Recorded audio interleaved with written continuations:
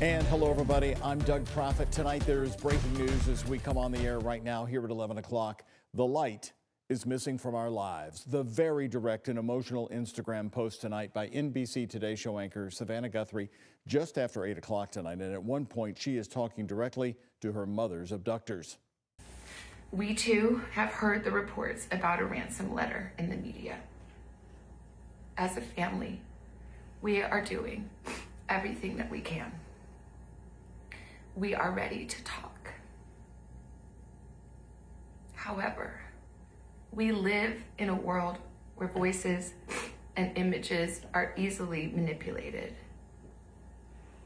We need to know, without a doubt, that she is alive and that you have her. We want to hear from you, and we are ready to listen. Please reach out to us. Mommy, if you are hearing this, you are a strong woman. You are God's precious daughter, Nancy. We believe and know that even in this valley, He is with you. Everyone is looking for you, Mommy, everywhere. We will not rest. Police say 84-year-old Nancy Guthrie was abducted Saturday night. President Donald Trump called Savannah Guthrie today. And as ABC's World News Tonight showed us at 6:30 here on WHAS11, the FBI is now on the scene in Arizona in big numbers as the president promised. The sheriff telling NBC News in an interview that they still have nothing to go on but the belief that Nancy is alive. Guthrie tonight also talking directly to her mother. Mama, if you're listening, we need you to come home. We miss you.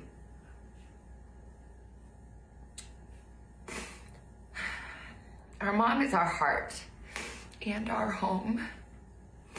She is 84 years old. Her health, her heart is fragile.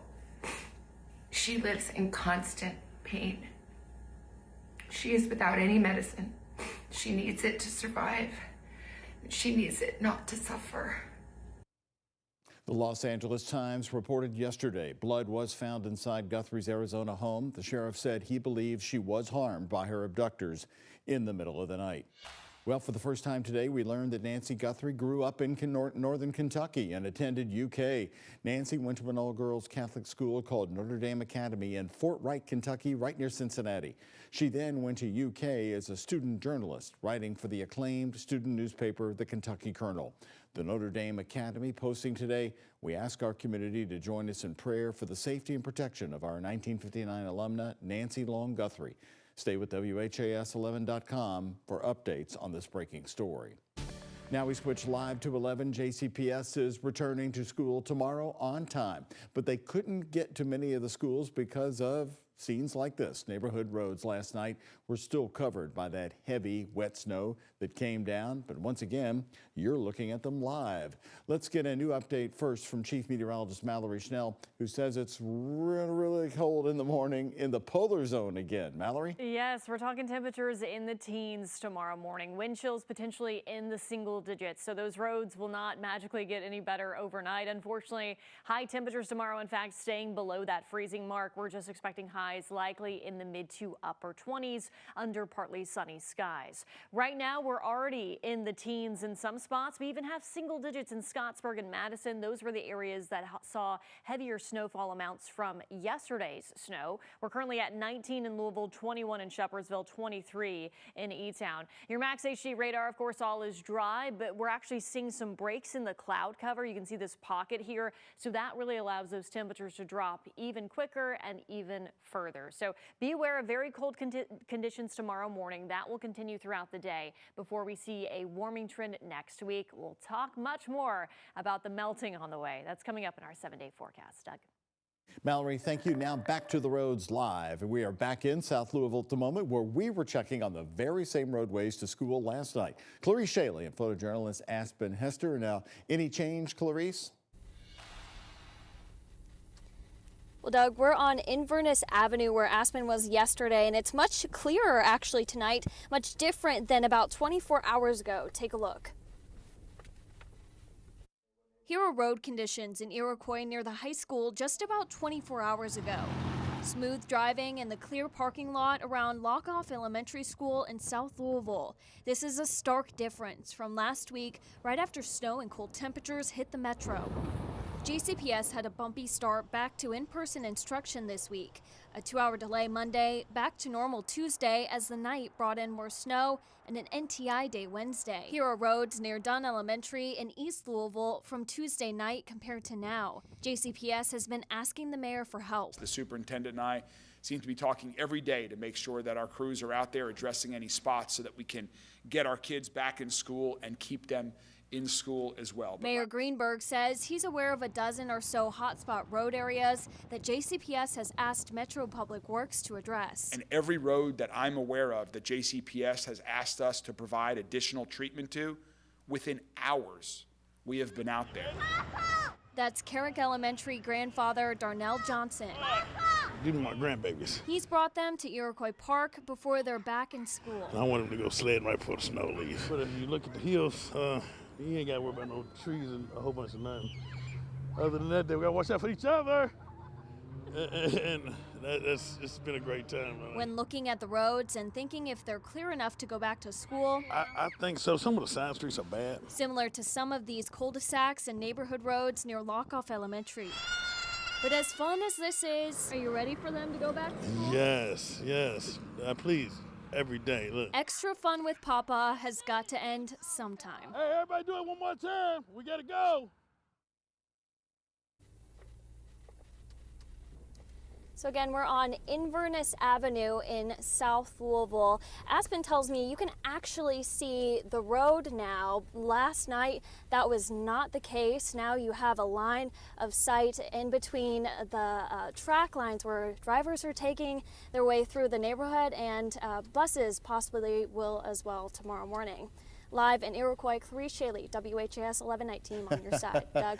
Love the dad you both found there tonight. Yes, take them back. They're ready to go back. All right, thank you, Clarice. Well, the mayor says the road crews are still out there. He also gave an update on the bigger snow removal as well. And he said that they have been clearing a lot of the roadways. Clarice, is that what you heard from the mayor today?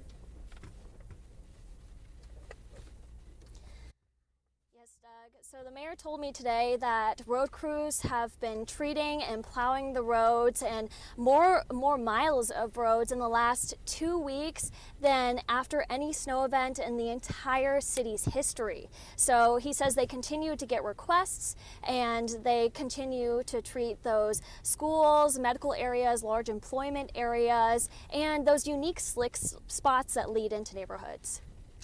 All right, getting bounced around on those rough roads tonight. Thank you again, Clarice and Aspen Hester. New tonight on the night team, Senator Mitch McConnell is still in the hospital in D.C. after checking himself into the hospital for flu symptoms. But in Frankfort, we learned today that he has landed nearly $2 billion for Kentucky from the newly signed budget bill.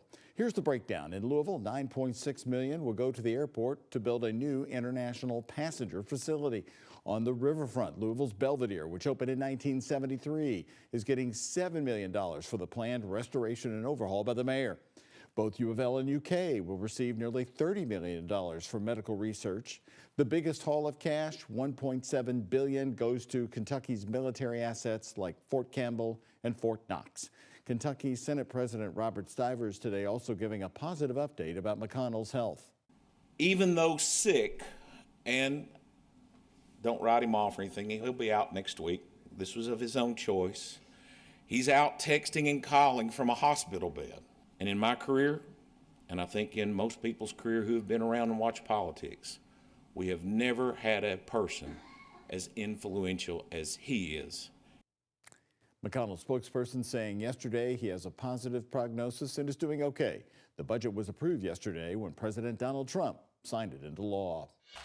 Happening earlier today, Sherry Ballard, the mother of murder victim Crystal Rogers of Bardstown, talking to lawmakers in Frankfort about a bill filed in her daughter's memory. I cannot express the devastation my family felt knowing that this whole family had recorded their testimonies, and there was nothing we could do about it. The House Bill 305 would ban the recording of grand jury proceedings and the sharing of information from a proceeding there as well. The bill would change the statute of limitations to up to 10 years after the act. This is in direct response to the Crystal Rogers investigation. The Houck family allegedly recorded grand jury proceedings during the decades-long investigation.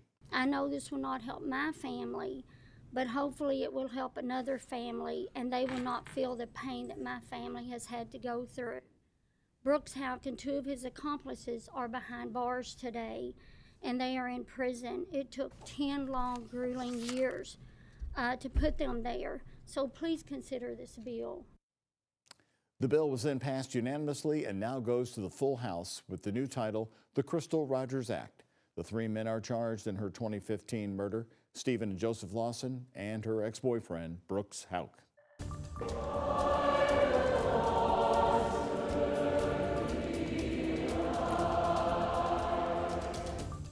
Just in moments ago in downtown Louisville, new tonight from the downtown Louisville Hyatt Regency, the tradition echoing through the giant atrium, the best of middle and high school talent singing the national anthem. More ahead.